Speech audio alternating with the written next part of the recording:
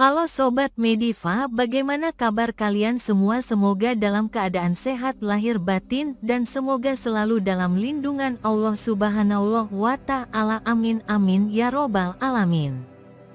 Sebelum kita membahas mengenai eye sign, kiranya perlu saya sampaikan beberapa hal sebagai pengantar. 1.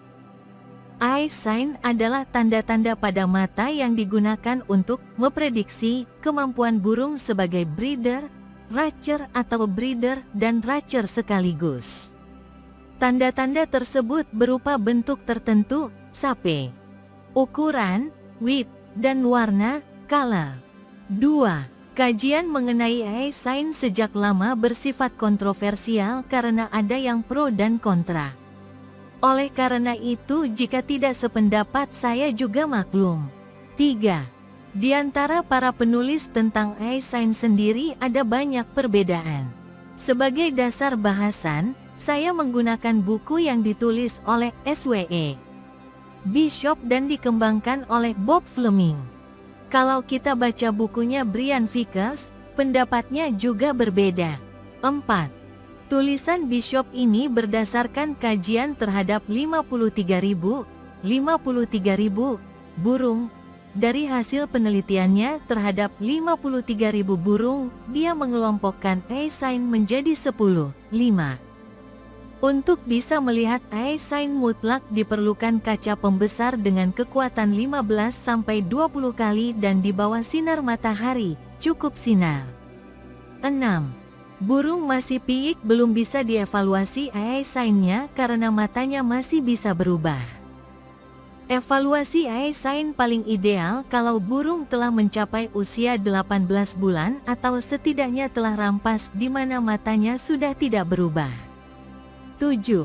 Mungkin ada yang bertanya kenapa yang dilihat matanya? Karena mata dianggap sebagai cermin dari jiwanya. Seperti juga manusia, kita bisa memperkirakan sifat seseorang dari matanya. 8. Eye sign hanyalah salah satu alat seleksi, bukan satu-satunya, untuk memperkirakan kemampuan burung sebagai breeder dan ratcher. Jadi kalau mengevaluasi burung tetap harus dinilai organ yang lainnya. 9. Yang paling penting, kita hanya coba mempelajari dari kebenarannya eye sign, jadi kalau salah mohon dimaklumi. Garis diagonal yang disebut dengan line of the beak yang memisahkan pupil menjadi dua bagian. Garis tersebut adalah garis imajiner yang ditarik dari pangkal paruh, cucuk, melewati tengah-tengah pupil. Bagian atas pupil disebut dengan the breeding section atau wilayah breeding dan bagian bawah disebut dengan the racing section atau wilayah racing. Apabila eye sign berada di daerah breeding section, maka burung tersebut cocok sebagai breeder dan apabila berada di racing section, maka burung tersebut cocok sebagai ratcher dan tidak cocok sebagai breeder. Apabila eye sign berada di breeding section dan racing section, maka burung tersebut cocok sebagai breeder dan ratcher dual purpose. Saya kira ini tidak terlalu sulit untuk dipahami.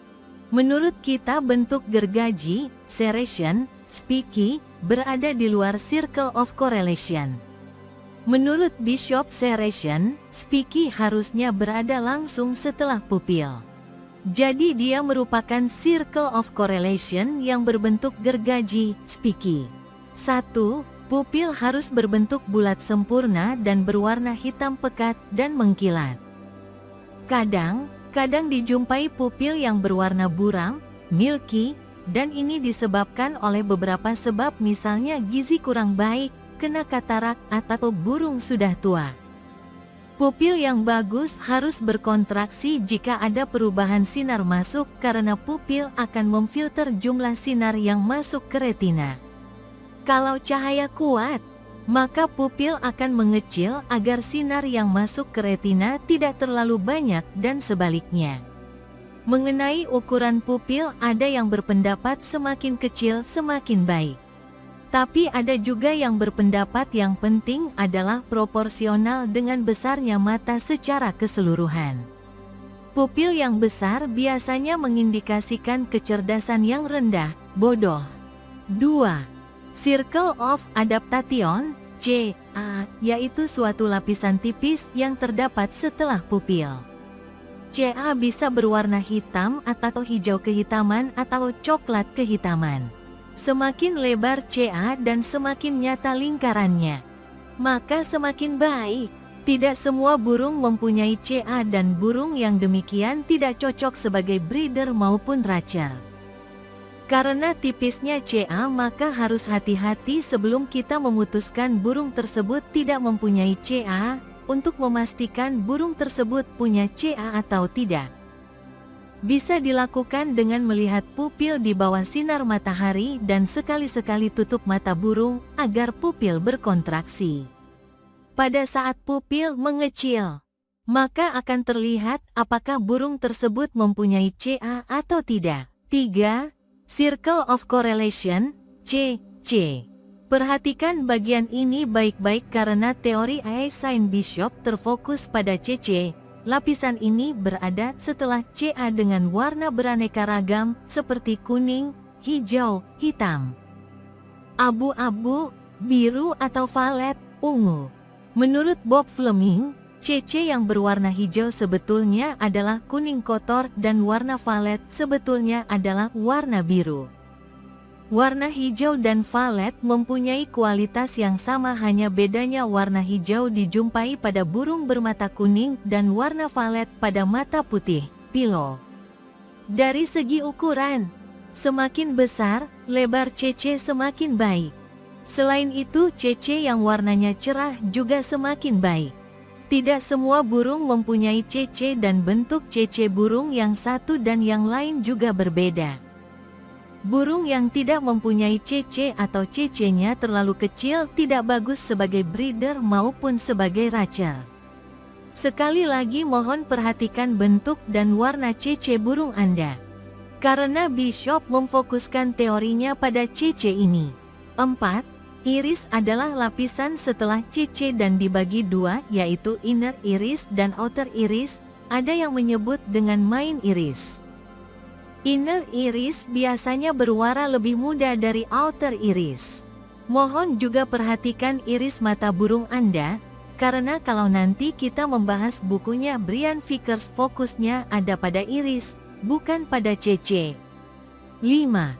Vermeyen ring, lapisan terluar setelah iris adalah Circle of Health atau biasa disebut juga Vermeyen ring. Lapisan ini mengindikasikan kesehatan burung. Burung yang sehat akan mempunyai Vermeyen ring yang hitam mengkilap, tidak kusam. Mengenai health circle, Vermeyen ring pada umumnya berwarna hitam, tapi mungkin bisa juga berwarna coklat tua seperti kasus burung warna coklat. Yang penting health circle harus berwarna kuat, jelas. Menurut Rob Woolis, bahkan ada burung yang tidak punya health circle. Mungkin bukannya tidak punya, tetapi bisa jadi warnanya pucat, sehingga tidak jelas, apalagi kalau dilihat dengan mata telanjang. Menurut Rob Woolis juga, burung sebagai breeder harus punya health of circle yang kuat. Health circle merupakan pembuluh darah yang mensuplai darah ke bagian mata. Kalau health circle warnanya tidak kuat menunjukkan suplai darah ke bagian mata kurang, yang bisa berarti peredaran darah burung secara keseluruhan kurang bagus. Sebabnya bisa beraneka ragam seperti kualitas gizi yang kurang baik, anemia, jantung yang kurang bagus untuk memompa darah, atau kekurangan zat besi. Seperti pada manusia, kalau mengalami tekanan darah rendah atau anemia, maka bagian luar bola mata akan terlihat pucat. Itu sebabnya dokter kalau memeriksa pasien suka membuka mata pasien untuk melihat sirkulasi darah. Kalau bagi kita, racer di sini adalah racer dalam merpati pos. Kalau kita bicara burung dengan kualifikasi racer, maka yang harus diperhatikan adalah speed, kecepatan, dan distance, jarak terbang, kemampuan jelajah. Dalam teori Aisin ada yang disebut dengan speed line dan distance line. Pada bagian Circle of Correlation, garis kecil berwarna kebiruan yang membentuk lingkaran searah jarum jam disebut dengan distance line. Burung yang mempunyai distance line kuat, garisnya terlihat nyata, mempunyai kemampuan terbang jarak jauh lebih baik daripada yang tidak mempunyai distance line atau yang distance line-nya lemah. Kalau konsep distance line kita terapkan dalam merpati atau merpati tinggian, mungkin bisa kita simpulkan burung yang punya distance line bagus akan mempunyai daya tahan untuk terbang lebih bagus. Yang dimaksud dengan speed line, pada bagian CC juga, adalah garis-garis yang lebih lembut berwarna kehijauan yang mengarah keluar, diagonal, tapi bukan yang berbentuk seperti gergaji. Dalam speed line kelihatan lebih tipis dari distance line. Burung yang mempunyai distance line kuat mempunyai speed lebih bagus. Menurut Rob Woolis, apabila Circle of Adaptation berwarna metalik, hitam metalik atau hijau metalik, maka burung tersebut sangat bagus sebagai breeder. 6. Cluster yang dimaksud dengan cluster adalah kumpulan titik berwarna emas, untuk mata warna kuning, atau silver, untuk mata warna putih, yang berada di pupil. Cluster dapat berbentuk bulat atau memanjang atau bentuk yang lain. Cluster bisa berpindah-berpindah tempat atau tetap tidak bergerak. Burung yang pupilnya mempunyai cluster mempunyai nilai yang sangat tinggi sebagai breeder, tapi konon sangat jarang burung yang punya cluster.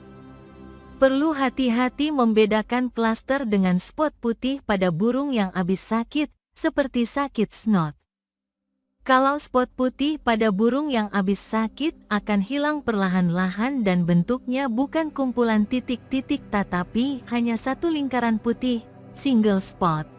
Sekarang kita bahas satu persatu type eye sign. Sebelum kita membahas satu persatu perlu diperhatikan bagian mata yang lain, khususnya iris. Meskipun eye sign kurang bagus, namun apabila diimbangi dengan iris yang bagus bisa dipertimbangkan sebagai raca. Iris yang bagus harus mempunyai warna yang kuat, tidak pucat, dan seperti membentuk bukit serta lambah kalau kita naik pesawat melewati pegunungan bukit barisan.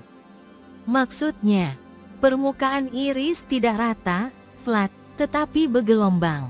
Iris yang bagus juga mempunyai kepekatan warna yang rata. 1. No eye sign, ES, burung yang tidak mempunyai ES artinya tidak memiliki Circle of Adaptation, CA, dan Circle of Correlation, CC. Jadi setelah pupil langsung iris.